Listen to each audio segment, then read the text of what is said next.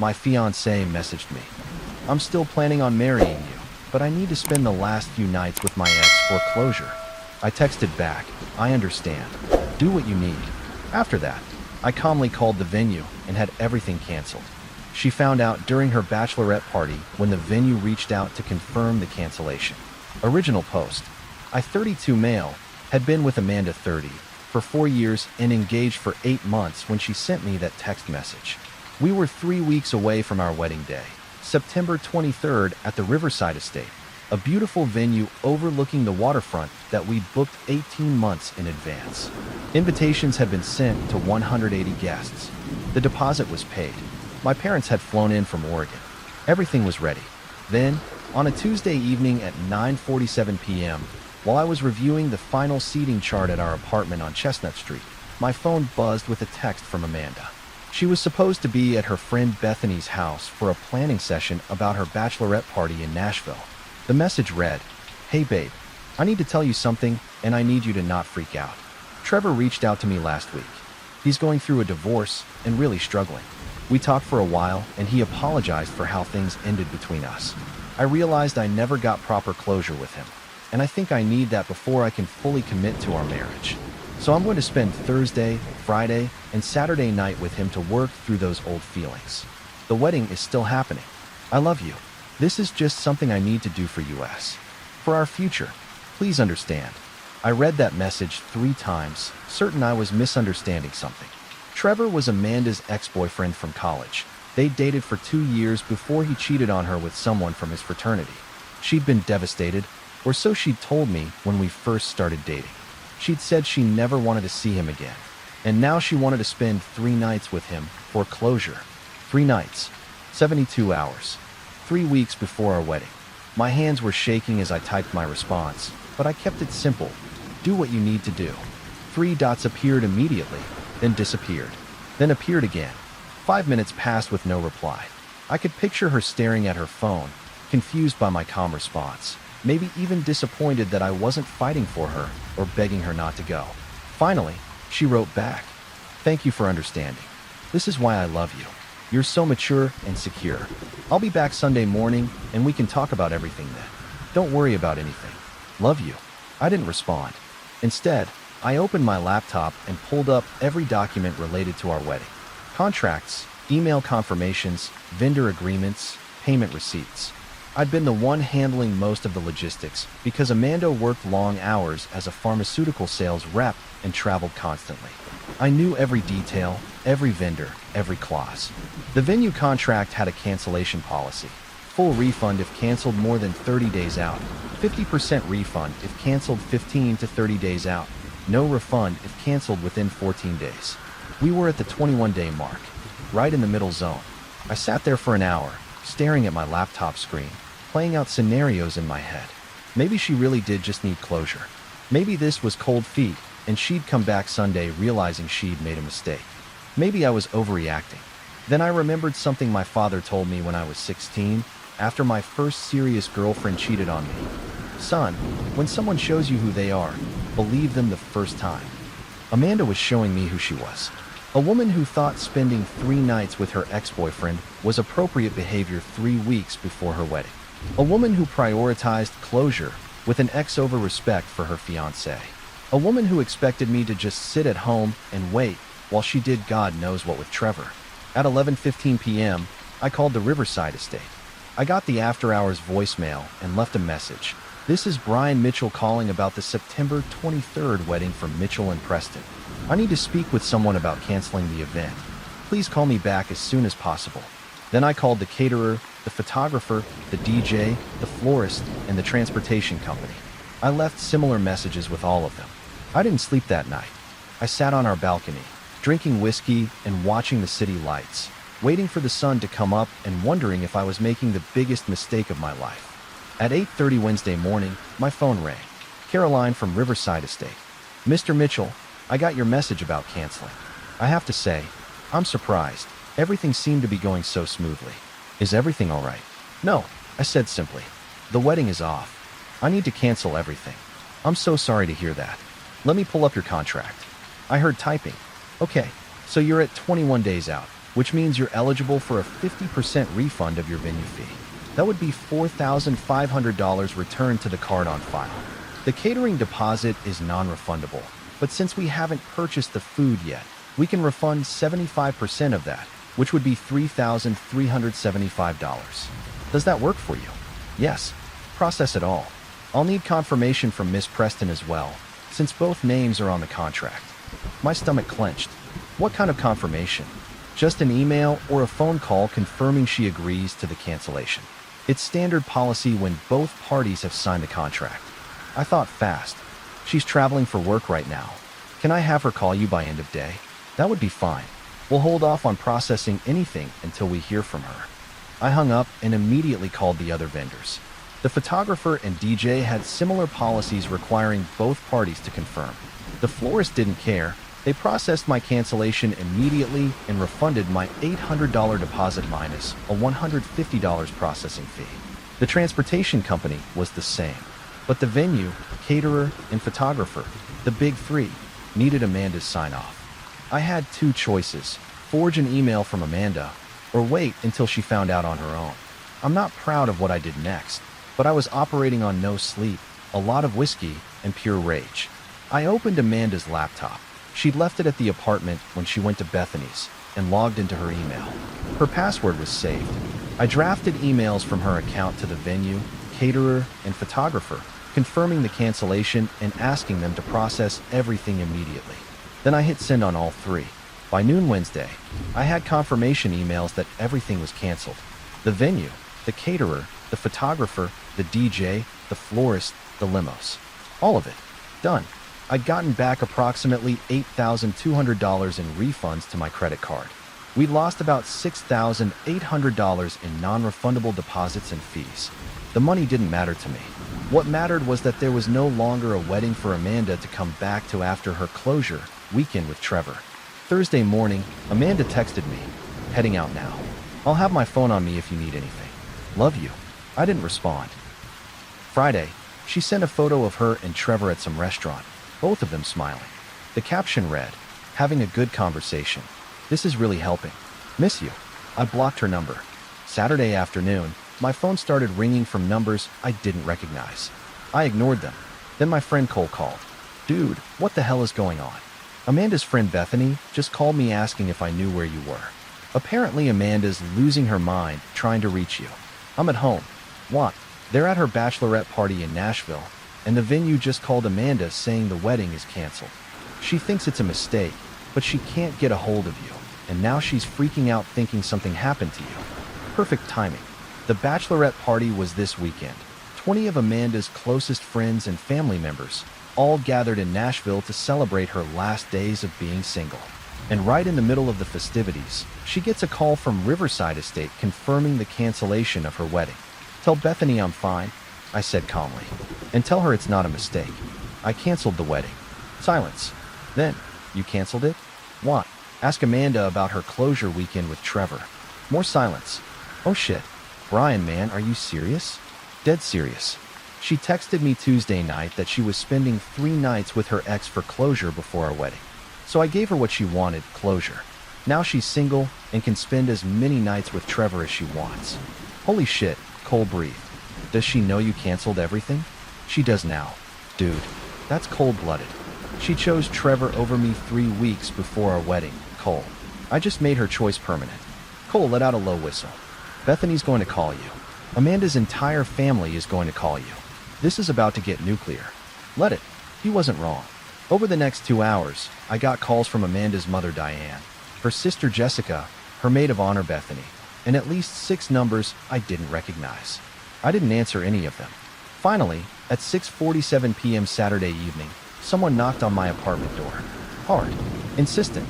I opened it to find Amanda standing there, mascara streaked down her face, still wearing her bride-to-be sash from the bachelorette party. She must have driven straight from Nashville, a 4-hour trip. "What did you do?" she screamed. "What the hell did you do?" "I canceled our wedding," I said calmly. "You wanted to spend 3 nights with your ex. I decided I didn't want to marry someone who thought that was appropriate. So I fixed the problem. You can't just cancel our wedding. We have 180 guests. My family is here. Your family is here. Everything is planned. Everything was planned. Now it's not. There is no wedding, Amanda. She pushed past me into the apartment, spinning around to face me with wild eyes. You had no right. This is my wedding too. You don't get to make that decision alone. Actually, I do. I was the one who handled all the logistics, remember? I was the one who signed the contracts, made the calls, coordinated everything. You were too busy working and traveling. So yeah, I gotta make the decision. This is insane. You're acting like a child. I told you I needed closure with Trevor. That doesn't mean anything was going to happen. We were just talking. For 3 nights. In what? Separate hotel rooms. Her silence was damning. That's what I thought, I said quietly. Get out, Amanda. We can fix this. We can rebook everything. I'll call the venue first thing Monday morning. You're not hearing me. There is no wedding to rebook. We're done. You chose to spend 3 nights with your ex 3 weeks before our wedding. That's not something I can get past. That's not cold feet or nerves. That's you telling me I'm not enough. That our relationship isn't enough. So I'm setting you free to be with Trevor or whoever else you want. Just not me. Trevor means nothing to me. It was just closure. Brian, please, you have to believe me. I don't have to do anything, I said, walking to the door and opening it. Get out. We're done talking. You're really going to throw away 4 years over this? No, Amanda. You threw away 4 years when you texted me Tuesday night. I just made it official. She stood there, tears streaming down her face, looking like she wanted to say something else. But what was there to say? She'd made her choice. I'd made mine. Finally, she walked toward the door, pausing in the doorway. My mom paid for half that venue deposit. You had no right to cancel without talking to her. Send me her Venmo. I'll refund her half of what we got back. Amanda's face crumpled. I can't believe you're doing this. I can't believe you thought spending 3 nights with your ex was acceptable behavior. I guess we both learned something about each other this week. She left. I closed the door, locked it, and sat down on the couch. My hands were shaking. My heart was racing. But underneath all of that, I felt calm, clear, like I'd been holding my breath for days and could finally exhale. Sunday morning, I woke up to 47 text messages and 23 missed calls. I scrolled through them. Amanda's mom accusing me of humiliating her daughter, Amanda's sister calling me every name in the book, friends asking if I was okay, my own mother demanding I call her immediately. I called my mom. Brian Michael Mitchell, she answered. What on earth is happening? Amanda wanted to spend 3 nights with her ex-boyfriend for closure before our wedding. I told her to do what she needed to do, then I canceled everything. Silence. Then, she wanted to spend 3 nights with her ex? Before your wedding? Yeah. And she thought that was acceptable? Apparently. Then you did the right thing, honey. Your father and I will handle our travel refunds. Don't worry about that. Are you okay? For the first time in 5 days, I felt my composure crack. I don't know, Mom. I thought I was going to marry her. I know, sweetheart. I know. But better to find out now than 5 years and 2 kids into a marriage. She was right. I knew she was right. It didn't make it hurt any less. The next 2 weeks were brutal. Amanda tried everything. Flowers delivered to my office, letters slipped under my door, messages passed through mutual friends.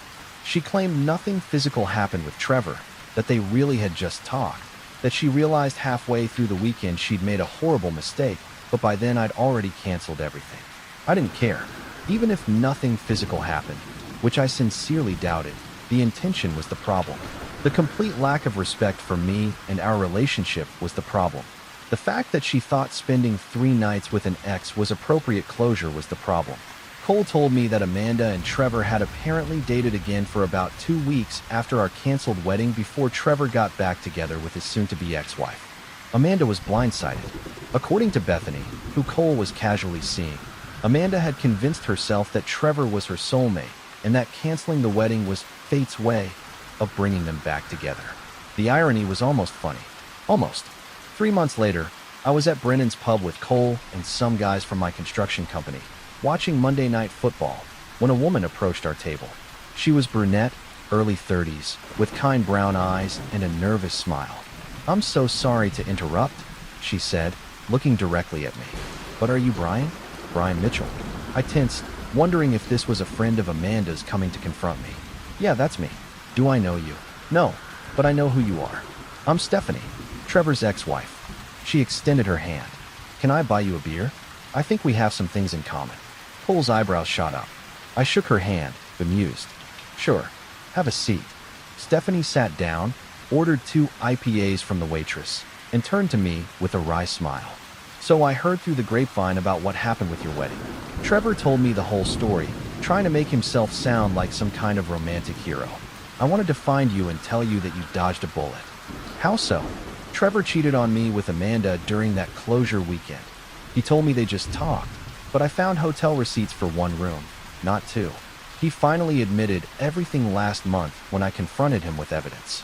They were sleeping together all 3 nights. Something cold settled in my chest. I'd suspected as much, but having it confirmed was different. I'm sorry, I said quietly. That must have been hard to find out.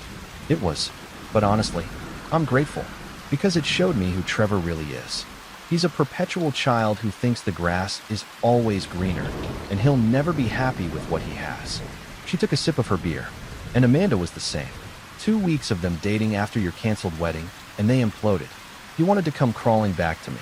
I told him to lose my number. Good for you, Cole interjected. Seriously, Stephanie smiled. Thanks. Anyway, Brian, I heard from mutual friends that Amanda has been telling people you overreacted and that nothing happened with Trevor that weekend. I wanted you to know the truth. You didn't overreact. You had good instincts. And you saved yourself a lot of pain by walking away when you did. I raised my beer toward her. To dodging bullets. She clinked her glass against mine. To dodging bullets. We talked for another hour. About the betrayal, the anger, the process of moving on. Stephanie was funny, insightful, and refreshingly honest about her own mistakes in the marriage. By the time she left, she'd given me her number. Not for anything romantic, she clarified. Just if you ever need someone who understands what you went through. Sometimes it helps to talk to someone who's been there.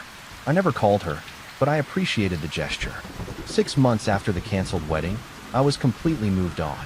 I'd gotten a promotion at work to project manager, bought a house in the suburbs with the money I'd been saving for the honeymoon, and started dating a woman named Rachel who worked as a veterinary technician. Rachel, 31, was the complete opposite of Amanda, grounded, honest, and had zero interest in maintaining relationships with ex-boyfriends. One Saturday afternoon, Rachel and I were at Home Depot picking out paint colors for the kitchen when I saw Amanda in the tile aisle. She was alone, looking at backsplash samples, wearing sweatpants and a messy ponytail. She looked tired. Our eyes met. For a second, neither of us moved. Then she walked over. Brian. Hi, Amanda. I kept my voice neutral. How are you? I'm okay. Good, actually. I'm moving to Denver next month. Fresh start. She glanced at Rachel, who was tactfully examining paint swatches a few feet away. Is that your girlfriend? Yeah, that's Rachel. Amanda nodded slowly. She's pretty. Thanks. An awkward silence stretched between us. Finally, Amanda said quietly, I'm sorry. For what I did. For everything. You were right to cancel the wedding. I wasn't ready to be married. I didn't know myself well enough. Trevor and I were a disaster, obviously, and I realized afterward that I'd just been chasing some fantasy version of my past instead of appreciating what I had with you. She paused. I don't expect forgiveness. I just wanted you to know that I understand now. And I'm sorry. I looked at her, really looked at her, and saw genuine remorse. No manipulation, no excuses, just regret. I appreciate you saying that, I said carefully. I hope Denver is good for you.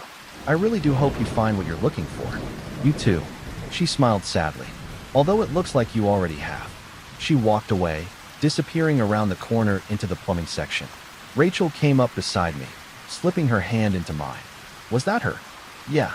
She apologized? She did. How do you feel? I thought about it. How did I feel? Not angry anymore. Not hurt. Just neutral. Amanda was part of my past. A chapter that had closed definitively when I made those cancellation calls 6 months ago. I feel good, I said honestly. I feel really good. Rachel squeezed my hand. Good. Now help me decide between seafoam green and sage mist for the kitchen. I laughed. Those are the same color. They absolutely are not. As we debated paint colors, I realized something important. I'd never thanked Amanda for that text message. Because that text, as horrible as it was, had shown me exactly who she was before I made the biggest commitment of my life. She'd revealed herself completely in that moment. And I believed her the first time. Some people think revenge has to be elaborate, some dramatic confrontation, or public shaming. But sometimes the best revenge is just refusing to accept disrespect, making a clean break, and building a better life without the person who didn't value you. I canceled a wedding. I blocked a number. I moved on. And that was enough.